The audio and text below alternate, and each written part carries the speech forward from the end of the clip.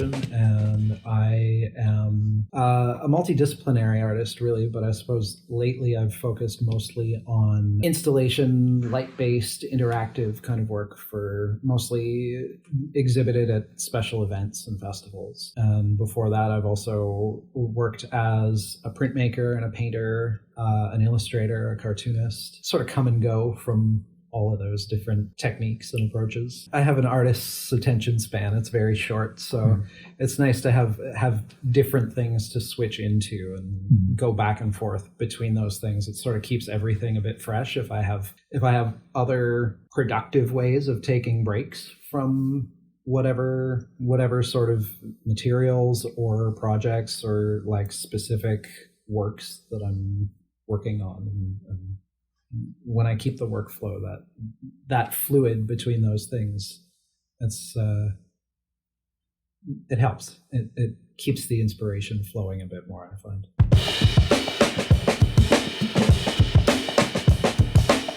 I grew up in an artistic household. My dad was an artist, and so it always just sort of felt natural to go into that myself.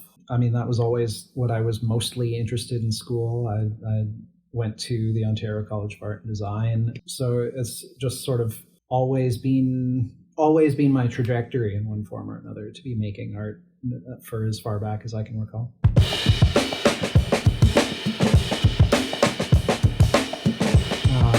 Deadlines or coffee. I think maybe just every process and every project is still kind of an exploration, right? So I think I'm still kind of trying to do whatever the piece is that I will be remembered for, if I'm going to be remembered for any of this. And so I mean, that sort of spurs me on, I suppose, because it still feels like there's more to do, and I guess that's a good reason to keep going, right?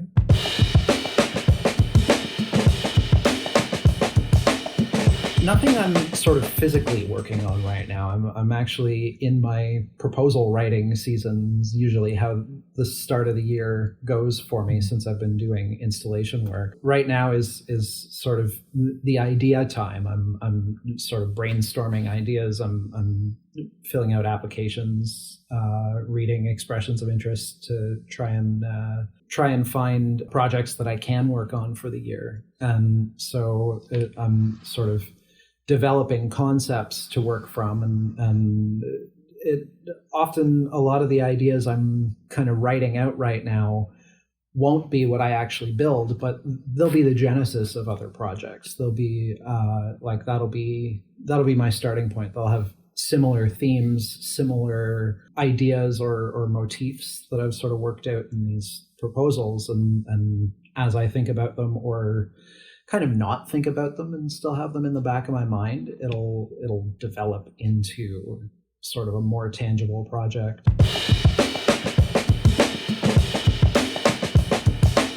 With installations, it's all pretty new to me. I've been doing installation work for only about 5 years now, and what really engages me with it is a learning process for every project for me. So I come up with an idea, and then I have to kind of research whether or not it's even doable, because I don't know a lot about working with technology. Even at this point, I have other people who I consult with to help me with programming and physical wiring and things like that to make these projects happen. So I often have to kind of dialogue with a few people to figure out if it's going to work and what sort of electronics I need to research in order to make it happen. Process-wise, it begins with an idea and then research into materials and then testing the materials that seem appropriate. And sometimes that takes me back to the drawing board a couple of times as I see the limitations of the actual components that are available to me. And then there's the physical fabrication, which could be anything. I work with LED lights a lot of the time. They're usually diffused in some way, like go through, white plexiglass like this here, or through a fabric or some sort of physical kind of disruption of the light. It'll diffusion of the light, I mean, which will give sort of shape to what lights I'm creating. I'll end up building those physical sort of shells for things, and that involves usually a lot of woodworking tools, sometimes laser cutting. I've worked with fabric stuff where I end up doing a lot of sewing to do it, creating structures for these things to wrap around or hold together with wood or with wire or kind of whatever ends up being appropriate. And then into the electronics, which again, I don't always know what I'm doing with the electronics, so it can be a bit of trial and error that way. I've had others who I've hired to build the electronics or do the coding for me. Coding often ends up being sort of the slowest part of the process for me, because that's still sort of the newest idea to me, and it's coding is its own language. So I'm kind of writing in a language that I don't know, and hoping that the translation comes through clear enough that these components do what they're meant to. And then that hopefully happens before the day before I exhibit, but sometimes it takes until then to know that the project's going to work.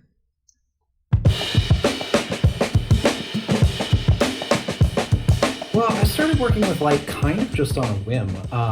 It was I had this idea for a project for a festival that was focused on light-based work. An idea that I thought would be interesting and that light would give sort of an extra, kind of an added layer to it.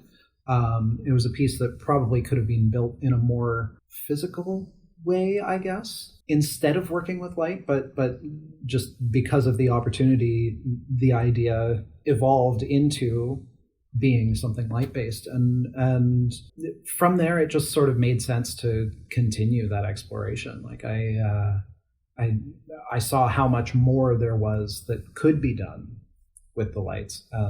I haven't exhausted those possibilities yet, so it's still engaged my attention.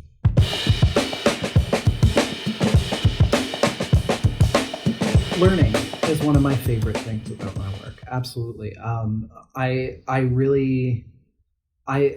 love to be acquiring new knowledge as I work, knowing that I'm building something, or I'm learning to build something in a way that I haven't before, that there's some sort of new take on it, something I have to look into and develop and refine those skills.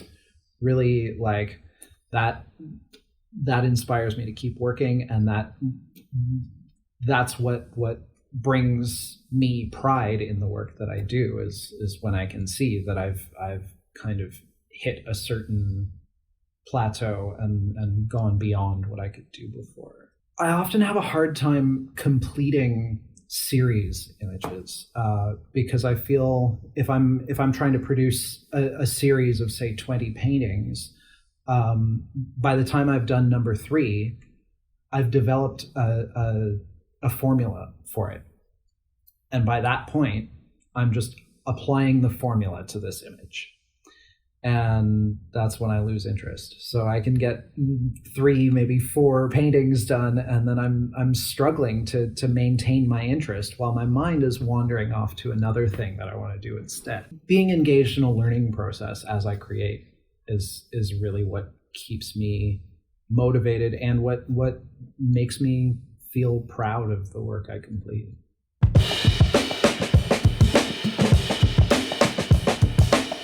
But there's definitely teachers who have thought about things in different ways that have really pushed me in some way, are the ones that inspire me. I had a teacher when I was in art school who had given us an assignment, and I had planned it out, and this was in the days before Wi-Fi, so I needed reference for something, and you couldn't just look up reference online in a classroom at that stage. And so I had explained to him that I was going to start on this once I was home and I could look up reference on what I was drawing. And he said, then you're depriving yourself of the joy of trying to draw it from memory. And it sort of pushed me and shifted my thinking a little bit about how I was approaching stuff. Not being quite so pedantic, I guess, about how a drawing relates to what it's representing. Just being sort of freer with expression, being more focused on expression than accuracy. And that's something that I sort of strive to, but also struggle with. So I think there's probably something in that. Any of the teachers who have really moved me forward have pushed that kind of thinking on me.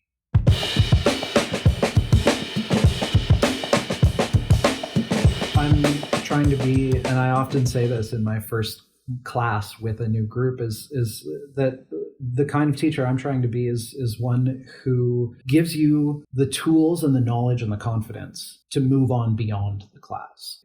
I often tell people in the first week of a painting class, this won't be like paint night. You won't be watching me do something and then you do the same. You might not do anything in this class that you like and want to hang in your living room or even your bathroom. If you go to a paint night and you try to do a painting at home after that being your only learning and exposure, most people are not going to have picked up the skills necessary from something like a paint night, from that sort of show and tell, that like see and do. Maybe they're not gonna pick up those skills to be able to go home and be like, okay, well, now I want to paint this, and go ahead and do it and be happy with the results. So my goal is to get people there, to give them the knowledge to be able to decide what kinds of brushes to use for what application, to know how to mix paints and create textures and things like that. And I'm sort of using painting just as an example for this, but this applies to printmaking and drawing and all the other things that I teach as well. And be able to take those materials and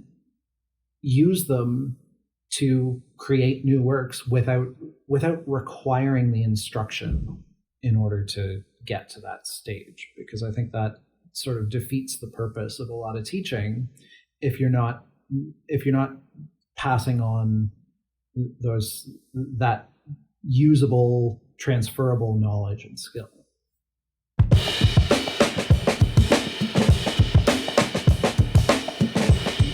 The difference in perspective that teaching brings. This is another thing I point out in my classes a lot of the time, is screw it up, you'll learn something. You learn so much more from doing it wrong the first time and thinking about your process in order to get it right than you do by getting it right on a fluke the first time you do it, and then discovering later that you can't repeat that fluke. And teaching does the same thing. It forces me to stop and slow down and step back and look at my process and really take it apart and analyze it and be able to communicate every step of that to my students. And it sometimes the things that seem simple and obvious to me are things that are just parts of the process that I've been doing for so long. They feel intuitive, but they only feel intuitive to me because I know that process so intimately. So someone who doesn't know the process is missing that little step that if I haven't stopped to think about it, I don't realize how crucial that is to them. So that's where that idea is important for teaching. But it's also thinking about that process, thinking about those processes that I use and how to communicate them, sort of reinstills them into my own mind and does often impact my own processes when I'm back in the studio. It sort of allows me to work more efficiently and effectively on my own work because I've thought about these processes in a way that I don't when I'm just doing them. and that's sort of like what I was saying about switching media around. It keeps it fresh. It keeps me engaged in what I'm doing that way when I've thought about it from a different perspective rather than just the continuing to do and repeating that doing.